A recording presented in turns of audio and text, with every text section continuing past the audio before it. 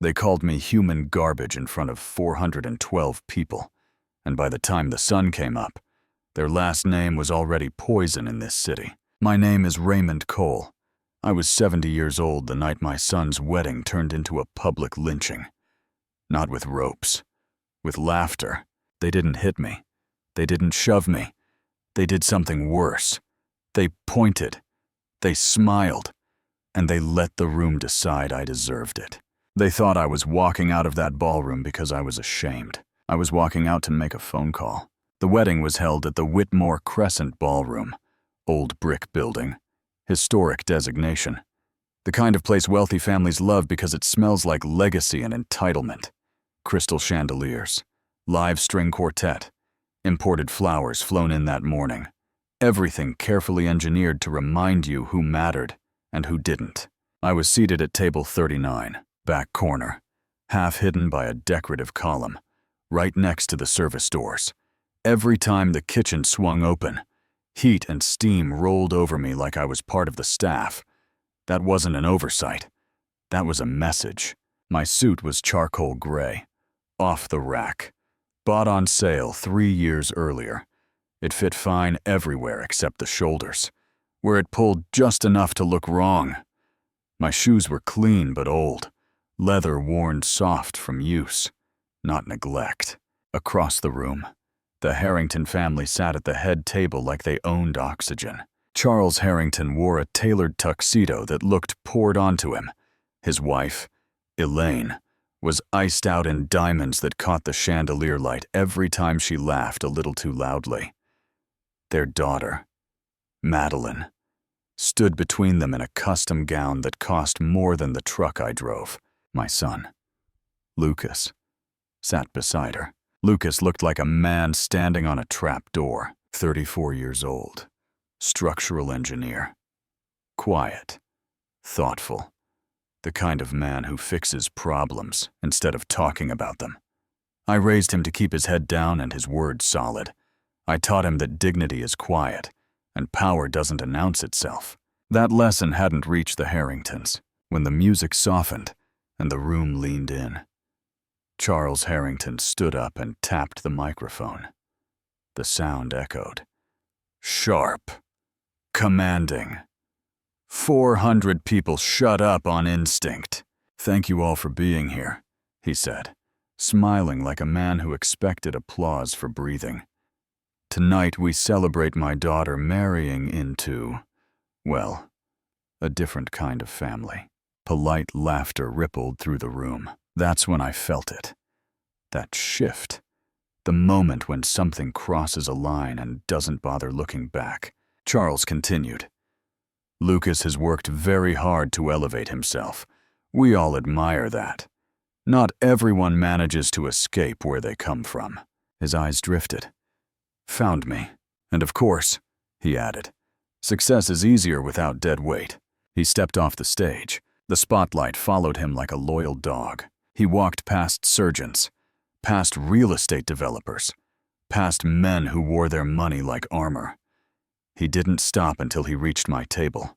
He looked down at me, slowly, deliberately, like he wanted the room to see exactly what disgust looked like on his face. This, he said, pointing, is Raymond, Lucas's father. 400 heads turned, 400 assessments made in under a second. Cheap suit, old hands, wrong table. He's a reminder, Charles went on, voice smooth, cruel. A reminder of what you leave behind when you move forward. Not everyone deserves to come with you. Someone laughed. Then Madeline laughed, not politely, not nervously. She laughed like this was the best part of the night, like her father had just told a joke meant only for winners. That sound didn't make me angry. It made me clear. I looked at my son. Lucas's face had gone pale. He looked from his wife to her father, then back to me. For the first time, I saw something break behind his eyes. Lucas stood up. His chair scraped the floor hard enough to cut through the noise. Madeline grabbed his arm and hissed, "Sit down. Don't ruin this." He pulled away. "My father isn't dead weight," Lucas said into the microphone. His voice wasn't loud, It didn't need to be. He's the reason I'm standing here. Charles smirked. Relax, son. I'm just saying some people should know their place. Lucas reached up and slid the ring off his finger. The sound it made when it hit the marble floor was small. Final. There is no wedding, he said. The room gasped. Madeline stared at him like he'd spilled wine on her dress. You are embarrassing me, she snapped. Lucas didn't look at her again. Charles stormed toward me, fury breaking through his polish. He grabbed my jacket, fingers digging into the fabric. You fix this, he snarled. Do you have any idea how much this night cost? I removed his hand from my chest slowly, not forcefully. Precisely. Don't touch me, I said. I stood up, straightened my jacket, walked to my son, put my arm around his shoulders, while the room watched two men they had already dismissed leave together, outside. The night air was cold and honest. The valet handed me the keys to my truck without meeting my eyes. Lucas was shaking in the passenger seat. Dad, he whispered. I just destroyed my life. I reached into the glove compartment, pulled out the phone I never let anyone see. Black, solid, heavy. You didn't destroy anything, I said. You just stopped pretending. I waited until we were on the highway. Then I dialed. The line connected. Yes, Mr. Cole, a voice said calmly. I want it quiet, I replied. I want it legal, and I want it finished before breakfast. I hung up and drove into the dark, while 400 people inside the Whitmore Crescent were still congratulating themselves. They thought the night was over. It hadn't even started. I didn't always let people treat me like that. That part matters. When I was younger, I corrected disrespect immediately. With my hands, with my voice, with consequences people could feel in their bones. It cost me jobs. It cost me opportunities. It almost cost me my freedom once. That's when I learned the lesson most men never do. Noise is expensive. Silence compounds. So I learned to shrink on purpose. I learned how to look harmless without being weak. How to dress down without being broke. How to let people underestimate me so thoroughly they stopped watching what my hands were doing. I raised Lucas that way too, though I never said it out loud. He grew up in a small ranch house on the edge of town, where the asphalt ended and gravel took over. Nothing fancy. One bathroom, second-hand furniture, the kind of place people assume you get stuck in. I worked my whole life. Physical work. The kind that wears grooves into your hands and never really lets go. I fixed engines. I loaded freight. I took night shifts. Other men turned down because they didn't want to smell like oil when they went home. Lucas never heard me complain. When his school needed supplies, they were there. When he wanted to go to college, the money appeared. Not all at once. Quietly. On time. He thought I was careful with money. That was true. Just not in the way he understood. I let him believe we were just getting by. Let him believe sacrifice meant struggle. Because struggle teaches discipline. And discipline keeps men alive when comfort fails. When he got accepted into engineering school, I hugged him once and told him I was proud. I didn't tell him I had already bought the land his dorm sat on through a shell company years earlier. I didn't tell him his tuition checks cleared faster than most, because the bank answering the phone answered to me. He didn't need to know. Men stand straighter when they think they earned it alone. Lucas worked hard, graduated near the top of his class, took a job with a mid-size firm downtown. Nothing flashy. Long hours, good reputation. He met Madeline Harrington at a charity fundraiser he only attended because his boss made him. She noticed him because he wasn't trying. That's what she told people later. What she really noticed was how comfortable he was in rooms full of money. How he didn't fidget, didn't chase, didn't ask. That kind of calm confuses people raised on status. The Harringtons tolerated him at first. Polite smiles, measured nods, questions that sounded like interest, but were really inspections.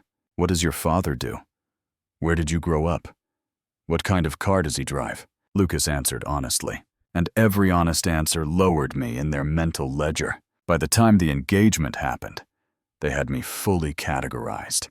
Working class, retired, no leverage, an embarrassment they'd have to manage.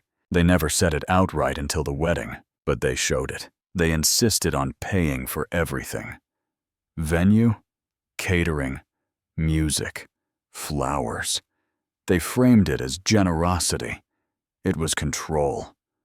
When people pay for the party, they think they own the room. They made Lucas change his suit twice.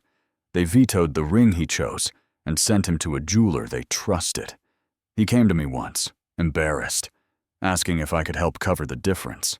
I didn't ask how much. I sold a piece of property I'd been holding for 14 years and wired the money the same afternoon. He never knew. I let him think I was stretching myself thin so he could feel responsible, so he'd value what he was stepping into. That's the irony. The Harringtons thought they were buying him. I was testing them. Every dinner, every sideways comment, every joke about humble roots. I watched. I listened. I cataloged. I waited. Because people don't reveal who they are when they think you're watching. They reveal themselves when they think you don't matter. Charles Harrington failed that test spectacularly. So did his wife. So did his daughter. By the time Madeline laughed at me in that ballroom, she wasn't laughing at a stranger. She was laughing at the man who had quietly funded half the bridges her fiancé helped design. She just didn't know it yet. And Lucas? Lucas passed his test too. He didn't swing. He didn't beg. He didn't freeze. He stood up. That told me everything I needed to know. By the time we pulled into my driveway that night, the gravel crunching under the tires like punctuation, the sacrifice phase was over. The pretending, the waiting, the letting it slide. I shut off the engine. The truck ticked as it cooled.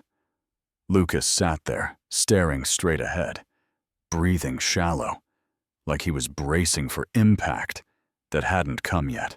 I don't know what I am supposed to do now, he said quietly. I looked at my house. Same house, same porch, same peeling paint, same lie. You already did it, I said. You chose yourself. Inside. The lights came on with a soft hum.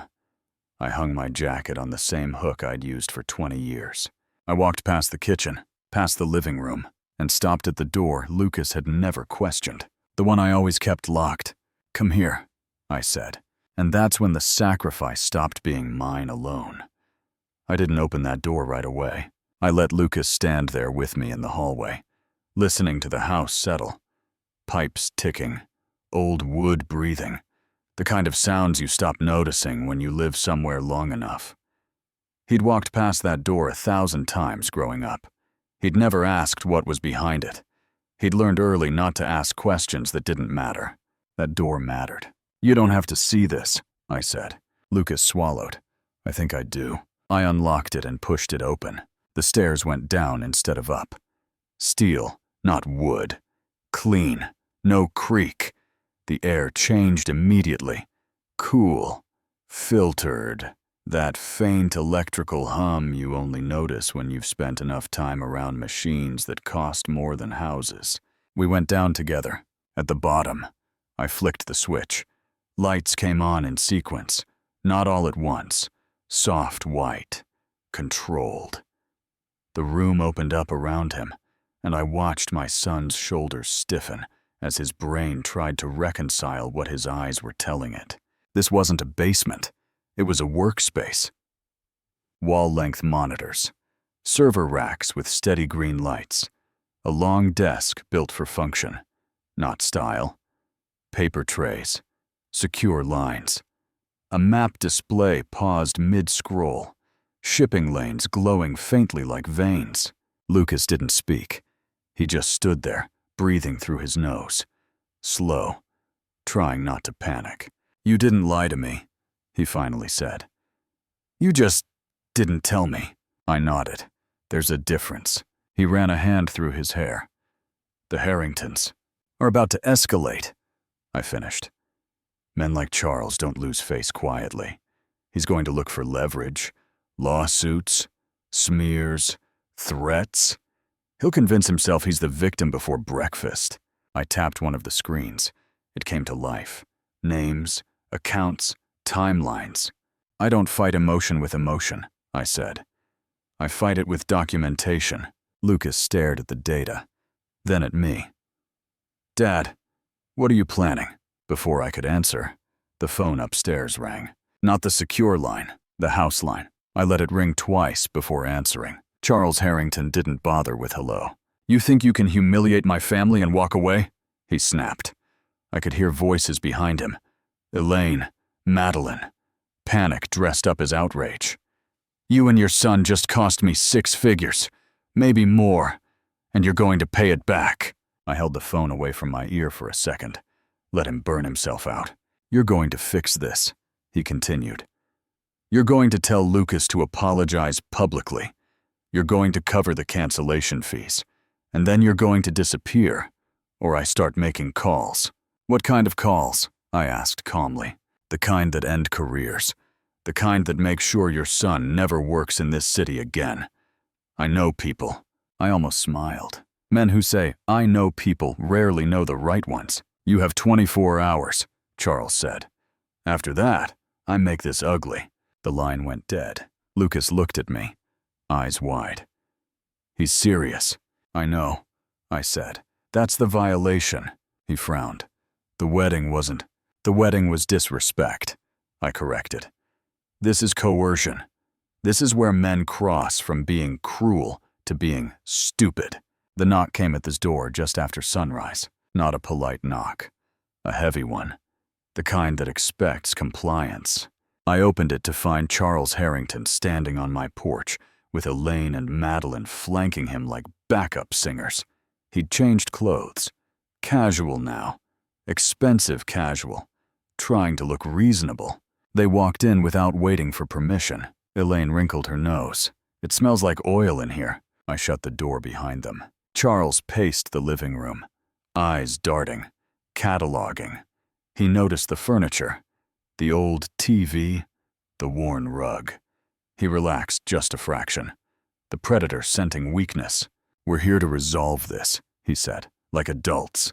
Madeline crossed her arms. Lucas embarrassed me in front of everyone I know. Lucas stood from the couch. You laughed while your father called my dad trash. She rolled her eyes. You're being dramatic. That was it. That was the moment the last thread snapped. Elaine stepped closer to me. We can be generous, she said. But you need to understand your place in this. You raised your son well enough to marry into our family. Don't ruin that. I held up a hand. State your demands, I said. Charles turned, surprised. Finally, you'll pay the cancellation costs. $200,000. You'll have Lucas issue a statement taking responsibility for the disruption. And then you'll stay out of our lives. And if I don't? I asked. He smiled. Then we sue. We call his employer. We call the licensing board. We whisper, loudly. Lucas shook his head. You're threatening us. Charles shrugged. I'm explaining consequences. I walked to the kitchen, poured coffee. Black. Cheap. I handed a mug to Elaine. She took it, looked at it like it offended her. Then she flicked her wrist. The coffee splashed across my chest. Hot. Bitter. Seeping into the fabric. Madeline gasped. Charles smirked. Oops, Elaine said flatly. Clumsy. I didn't move, didn't wipe it away, didn't raise my voice. I just stood there with hot coffee burning into my shirt and watched them all carefully. That was the violation, not the words, not the laughter, not the threats. The assumption that nothing would happen. I set the mug down gently. You're done here, I said. Charles laughed. Or what? I stepped aside and opened the door. They left still talking, still posturing, still convinced they'd won. I locked the door behind them and leaned against it for a second, feeling the heat fade from my chest. Lucas looked at me. Dad, they're going to destroy me. I turned and met his eyes. No, I said. They just signed the paperwork. He didn't understand yet. That was fine. They would, soon. I didn't sleep that night. Not because I was angry. Not because I was worried. Because once the violation is clear, Sleep becomes optional. Lucas sat at the kitchen table staring at his phone like it might explode. Messages were already coming in. Co-workers checking in. Friends asking what happened. One email from his firm's HR department marked urgent. The Harringtons didn't waste time. They never do. I rinsed the coffee stain out of my shirt and hung it to dry like it was any other night. Slow, methodical. Routine is how you keep your hands steady when you're about to dismantle someone's life. At 5:12 a.m., the secure line lit up. "Morning, Ray," the voice said. Calm, alert, no small talk. I saw the calendar shift. Wedding fallout? Worse, I said. They crossed the line. There was a pause. The kind that meant files were already being pulled. Name, Charles Harrington. Harrington Development Group. Another pause. Longer this time. That's ambitious, the voice said carefully. He's leveraged to the teeth. I know, I replied. That's why I'm calling. I gave instructions. Not dramatic ones. Practical ones. Acquire the notes. Call the debt. Freeze the float. Don't notify him yet. I hung up and poured another cup of coffee. Lucas finally looked up. Who was that? The person who decides whether threats stay theoretical, I said. By 8 o'clock, his employer called. Not HR this time. A partner? They spoke politely. Carefully. Words chosen to sound neutral while cutting clean. They'd received concerning communications. Allegations. Nothing proven. But optics mattered. They were putting Lucas on administrative leave while they reviewed the situation. Lucas muted the phone and stared at me. They're siding with him. No, I said. They're protecting themselves. Same instinct. Different uniforms. At 9:30, Charles Harrington's credit cards declined. Not all of them. Just enough to irritate him. At 10, his CFO called my office. Not knowing it was mine. Panicked. Asking why their operating line hadn't cleared. At 10:30, a supplier flagged their account. Then another. By noon, Harrington Development's payroll didn't process. That's when Charles called. Not shouting this time. Confused. You think this is funny? He demanded. My bank says there's an issue. There is, I said. What did you do? I leaned back in my chair and looked at the monitor in front of me. Numbers don't lie. They just wait. I accepted your invitation, I said. You wanted consequences. I'm explaining them. Silence on the line. You don't have this kind of reach, he said finally. You're a mechanic, I smiled. That afternoon, the lawsuit dropped. Exactly as predicted. Breach of contract. Emotional distress. Damages. The number at the bottom was meant to scare us. It didn't. I didn't hire lawyers. Not yet. I let the filing sit. That night, I took Lucas downstairs again. I pulled up a single folder and slid it across the desk. What's this? He asked. Your debt, I said. Your student loans, your credit cards, the ring. His eyes widened. Dad! Paid, I said.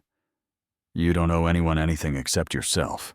He exhaled like he'd been holding his breath for years. And this, I continued, opening another file, is Harrington Development.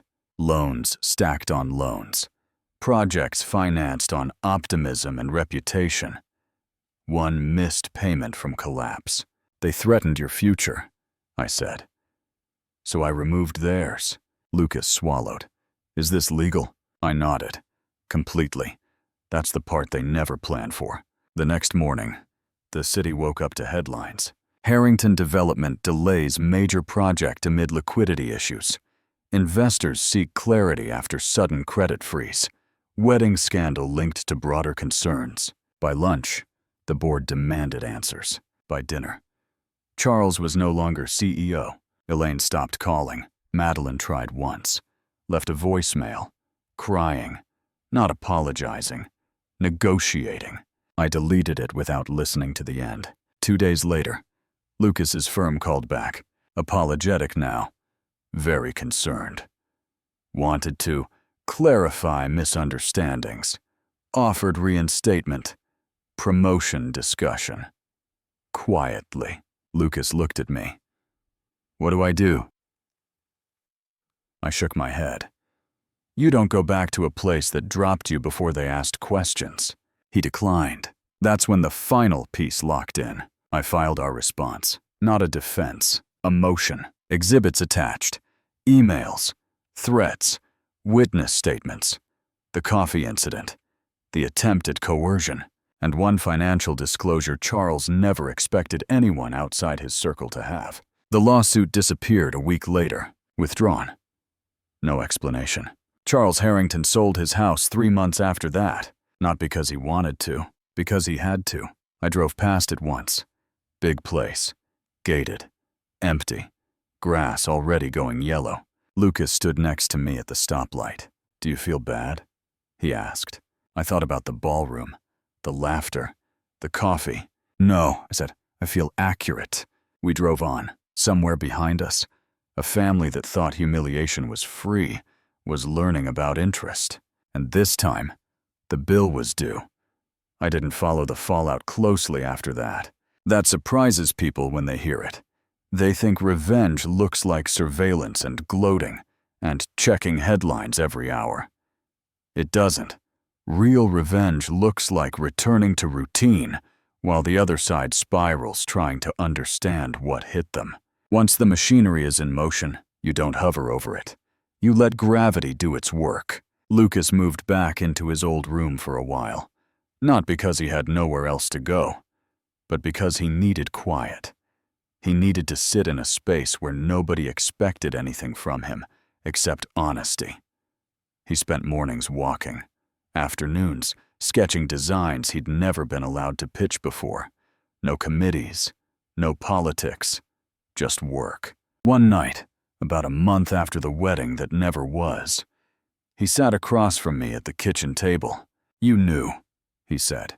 I didn't look up from my coffee. About what? About them, he said. About how this would end. I stirred once, slowly. I knew how it could end. I didn't know if you'd let it. He nodded. That answer sat heavy, but it didn't offend him. It settled him. The Harringtons tried to recover. Quietly, desperately. Charles took meetings he never would have accepted a year earlier. Elaine sold jewelry under a friend's name. Madeline deleted her social media, then brought it back, then deleted it again when people stopped caring. That's the part nobody warns you about. Losing status hurts more than losing money. Money can be rebuilt. Status, once cracked, never seals the same way again. A year passed. Lucas started his own firm. Small, lean, no investors he didn't personally trust. His first major contract came from a city infrastructure bid. Harrington Development would have dominated once.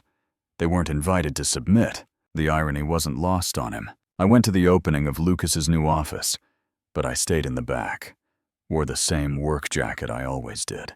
Watched my son shake hands with people who spoke to him carefully now, respectfully. Not because of me, because of him. That was important. On the drive home, we stopped at a diner just off the highway. Vinyl booths, coffee strong enough to peel paint. The waitress called everyone Han. As we waited for our food, I noticed a woman a few booths over, head down, hair pulled tight, clothes chosen to disappear. She laughed at something her coworker said, and for half a second, I recognized it. Madeline Harrington. She didn't recognize me. That part didn't sting. It made sense. People like her only memorize faces when they're attached to power. Without it, you become background. She walked past our table carrying plates. Didn't look at us. Didn't see us. Just another old man and his son eating late-night eggs. Lucas saw her. He froze. I didn't turn. She looks different, he said quietly. People do, I replied. When the mirror stops lying to them, he watched her go, then looked back down at his food. I don't hate her anymore. I know, I said. Hate is work. Indifference is rest. We paid, left a tip, drove home in silence. When we pulled into the driveway, the same gravel crunching under the tires like punctuation. Lucas shut off the engine and sat there for a moment. "Dad," he said, "thank you. Not for the money, for letting me learn." I nodded. That was all it needed. I still live in the same house, drive the same truck, drink the same cheap coffee. People still underestimate me when they meet me for the first time. I let them, because every now and then, someone needs to be reminded of a simple truth. The man sitting quietly at the wrong table might not be lost. He might just be waiting. And when he stands up and walks away, it's not always surrender. Sometimes, it's the beginning of the end. I thought that was the end of it. Most stories stop there. They fade out once the villain loses the house, the job, the friends, once the scales look balanced again. But life doesn't always stop when the lesson lands. Sometimes it adds a footnote. About 6 months after the diner, I got a letter, real mail, thick envelope, no return address, the kind people send when they don't want a digital trail. Inside was a single sheet of paper and a business card clipped to it. The letter was short. "Mr. Cole, we are conducting a civil inquiry related to Harrington Development Group and its former executives. Your name has come up in connection with several transactions. We would appreciate the opportunity to speak with you." It was signed by a federal agency most people only joke about until it's too late. Lucas read it over my shoulder. "Are you in trouble?" I shook my head. "No, they're just late." The interview lasted an hour, maybe 90 minutes. Polite people. Careful questions. They already knew most of the answers. They just wanted to see if I would lie. I didn't. I told them what happened at the wedding. The threats. The attempted coercion. The sudden financial collapse that followed. I gave them names, dates, documents, things I had already organized long before they knocked. One of them leaned back in his chair near the end and said, "You were very prepared." "I don't like being surprised," I replied. He nodded. That was that. A year later, Charles Harrington took a plea deal. Not for the wedding, not for the threats, for fraud. Accounting games. Quiet things that had been hiding behind confidence and reputation for decades. The kind of behavior everyone pretends not to see until someone shines a light at the wrong angle. Elaine divorced him before sentencing. Madeline moved to another state. Changed her last name. Tried to restart. None of that brought me joy. It brought me closure. Lucas never asked me if I felt satisfied. He didn't need to. He could see it in the way I went back to my routines without bitterness. In the way I didn't flinch when certain names came up. He runs his firm now the way I ran my life. Quiet. Clean. No shortcuts. No debt he can't see in full daylight. Every once in a while, someone new asks him where he comes from, what kind of family raised him. He smiles and says, "A good one. That's enough." As for me, I still get invited to things where I don't quite fit. Charity dinners, community events. I still wear the wrong jacket, still get seated near the back sometimes. I don't correct anyone, because I know something most people never learn. Power doesn't announce itself. Respect isn't demanded. And humiliation, when given freely, always comes with a receipt. They thought they were teaching me my place that night. All they really did was remind me why I chose it, and why I could leave it whenever I wanted. That was the last time anyone from that family reached out. No calls, no letters, no accidental run-ins. Just silence. The kind that settles in after everything that needed to be said has already been said by the consequences. Life didn't get louder after that. It got smaller, cleaner. Lucas moved into a place closer to his office. Still modest, still practical. He calls me every Sunday, not because he needs advice, because he wants to hear my voice. We talk about work, about the weather, about nothing important. That's how I know he's okay. Sometimes he asks me questions he never asked when he was younger. Why I stayed quiet so long. Why I let people assume things. Why I never corrected them. I tell him the truth, because the world is full of people who mistake volume for strength, and I wanted him to learn how to survive them without becoming one of them. I still go to the same diner, same booth, same coffee. The waitress still calls me Hun and refills my cup before I ask. Nobody there knows what happened at the Whitmore Crescent. Nobody cares. That's the part people get wrong about revenge. They think it changes who you are. It doesn't. It just removes the weight of pretending.